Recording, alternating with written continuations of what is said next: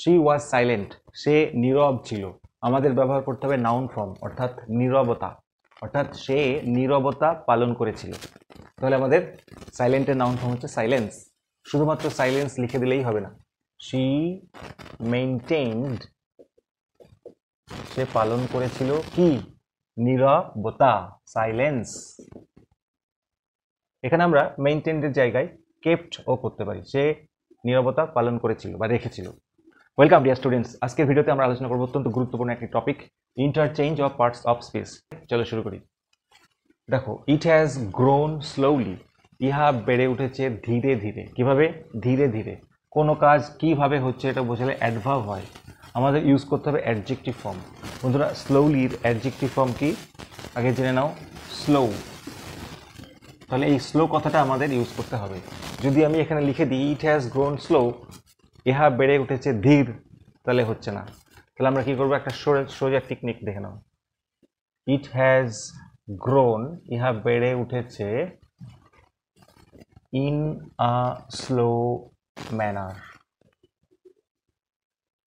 In a slow manner মানে ধীর ধীর ভাবে, অর্থাৎ স্লোলি।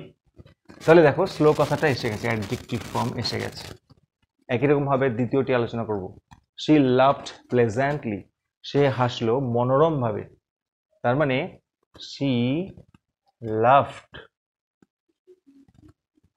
ইন আ, এবার অ্যাডজেক্টিভ ফর্ম ইউজ করতে হবে প্লেজেন্ট, প্লেজেন্ট ম্যানার বা প্লেজেন্ট ওয়েও লিখতে পারো।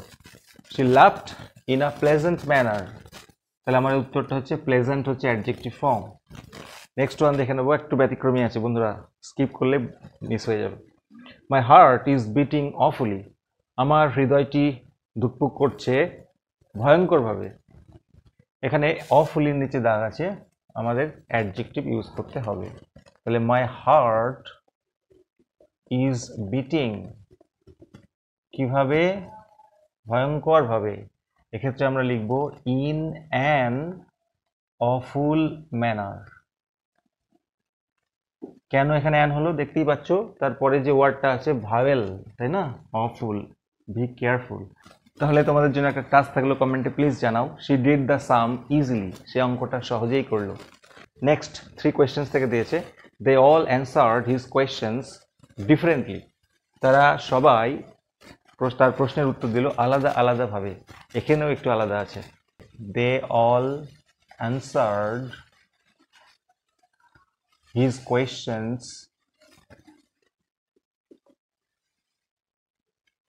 in different manner। তাহলে বন্ধুরা, এখানে এ বা এন কেন হলো না? ব্যাপার আছে। দেখো, তারা সবাই তার প্রশ্নগুলির উত্তর দিল, তারা সবাই উত্তর দিল, তাহলে আমরা এক ইনে করতে পারবো না, একটি ইউজ করতে পারবো না। তারা সবাই তার প্রশ্নের উত্তর দিল আলাদা আলাদাভাবে, একটিভাবে নয়। Next, the eyes have it থেকে, আই আনসার্ড কোয়াইট কনফিডেন্টলি, আমি পুরো আত্মবিশ্বাসের সঙ্গে উত্তর দিলাম। তাহলে আই আনসার্ড, আমি উত্তর দিলাম in a quite confident manner, confident manner. এখানে একটা ক্লু তোমাদের জানাচ্ছি। দেখো, প্রত্যেকটা শেষে এল ওয়াই আছে না, প্রত্যেকটা শেষে এল ওয়াই আছে, এগুলোকে অ্যাডভার্ব বলা হয়। যখন আমরা অ্যাডজেক্টিভটা ইউজ করব, সবগুলোর ক্ষেত্রেই এল ওয়াইটা উঠে গেলেই সেটাই অ্যাডজেক্টিভ হয়ে যাচ্ছে। যেমন কনফিডেন্টলির পরিবর্তে আমরা এখানে ইউজ করেছি কনফিডেন্ট, সেরকম স্লোলি, স্লো ইত্যাদি। চলে আসবো 7 নম্বরে। এটা দিয়েছে বন্ধুরা স্ট্রং রুটস থেকে, খুব important. He answered in a low deep voice, সে উত্তর দিল নিচু গম্ভীর কণ্ঠস্বরে। তাহলে এখানে দেখো, সে উত্তর দিল, এটা একটা কাজ করা বোঝাচ্ছে, ভার্ব আছে তাই না, ভার্ব ক্রিয়া। আমাদের ইউজ করতে হবে নাউন ফর্ম, অর্থাৎ উত্তর কথাটা ইউজ করতে হয়, উত্তর। তাহলে অ্যান্সার মানে উত্তর হয়, আবার অ্যান্সার মানে উত্তর দেওয়াও হয়। তাহলে আমরা কি করে ইউজ করব দেখো। তাহলে সে উত্তর দিল, কি দিল? সে উত্তর। তার জন্য আমাদের একটা এক্সট্রা ভার্ব লাগবে, সে দিল কথাটা, এই যে হি গেভ, কি দিল? An answer. সে একটা উত্তর দিল, কিভাবে দিল? In a low deep voice, বাকিটা বসে যাবে। তাহলে আমাদের শুধুমাত্র হি অ্যান্সার্ডের অ্যান্সারটা জানলেই হয়ে যাচ্ছে, হি গেভ অ্যান অ্যান্সার। তাহলে দেখো, গেভ কথাটা আমাদের শুধু এক্সট্রা বসাতে হচ্ছে। Next one, thank you ma'am থেকে দিয়েছে, she did not release him, সে তাকে মুক্তি দিল না। আচ্ছা, রিলিজ মানে মুক্তি দেওয়া, ছেড়ে দেওয়া, মুক্তি দেওয়া, অর্থাৎ ভার্ব, কোনো কাজ করা বোঝাচ্ছে। আমাদের ইউজ করতে হবে আগেরটার মতো নাউন ফর্ম। দেখে নাও, রিলিজ মানে মুক্তি দেওয়া, কাজ করা বোঝাচ্ছে, তাহলে ভার্ব। আবার রিলিজ মানে মুক্তিও হয়, কিছু কিছু ওয়ার্ড আছে চেঞ্জ হয় না, একই থাকে। সেরকমই সে তাকে মুক্তি দিল না, তাহলে উত্তরটা আমরা কি করব? দেখো এখানে দিচ্ছি, she did not give him, সে তাকে দিল না, কি দিল না? মুক্তি। তাহলে আমাদের বলেছি মুক্তি কথাটা ইউজ করতে হবে, সে তাকে মুক্তি দিল না, তাহলে দেওয়া ইংরেজি কি? গিভ। এর জন্য আমাদের এখানে একটা এক্সট্রা ভার্ব লেগেছে আগেরটার মতোই, সে তাকে দিল না মুক্তি। এরপরে 9 নম্বরে অন কিলিং এ ট্রি থেকে দিয়েছে, ইট হ্যাজ গ্রোন স্লোলি, ইহা বেড়ে উঠেছে ধীরে ধীরে। একটু আগে আমরা করেছি স্লোলির অ্যাডজেক্টিভ ফর্ম। এবার দেখো আন্ডারলাইনটা কোথায় আছে? গ্রোন এর তলে দাগ দেওয়া আছে, ইহা বেড়ে উঠেছে অর্থাৎ ভার্বের তলে দাগ দেওয়া আছে। এটা আমাদের ইউজ করতে হবে নাউন ফর্ম। তাহলে গ্রো মানে বেড়ে ওঠা অর্থাৎ কাজ করা বোঝাচ্ছে ভার্ব। তাহলে এটার যে নাউন ফর্ম কী হবে? বৃদ্ধি। বৃদ্ধি কথাটা আমাদের অ্যাপ্লাই করতে হবে। তাহলে ইহা বেড়ে উঠেছে ধীরে ধীরে, অর্থাৎ আমরা বলতে পারি ইহার বৃদ্ধিটা ধীর। করতে পারি ইহার ইংরেজি ইটস, ইহার বৃদ্ধি ইংরেজি কি বললাম? গ্রোথ। ইজ স্লো, তাহলে ইহার বৃদ্ধিটা ধীর, তার মানে কি? ইহা বেড়ে উঠেছে ধীরে ধীরে, স্লোলি।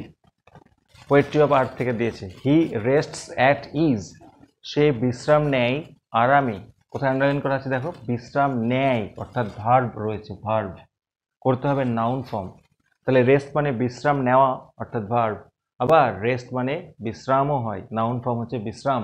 তাহলে আমাদের বিশ্রাম কথাটা ইউজ করতে হবে। দেখো তাহলে সে বিশ্রাম নেয়, হি নেওয়া ইংরেজি কি? টেক্স, হি টেক্স, সে নেয়, কি নেয়?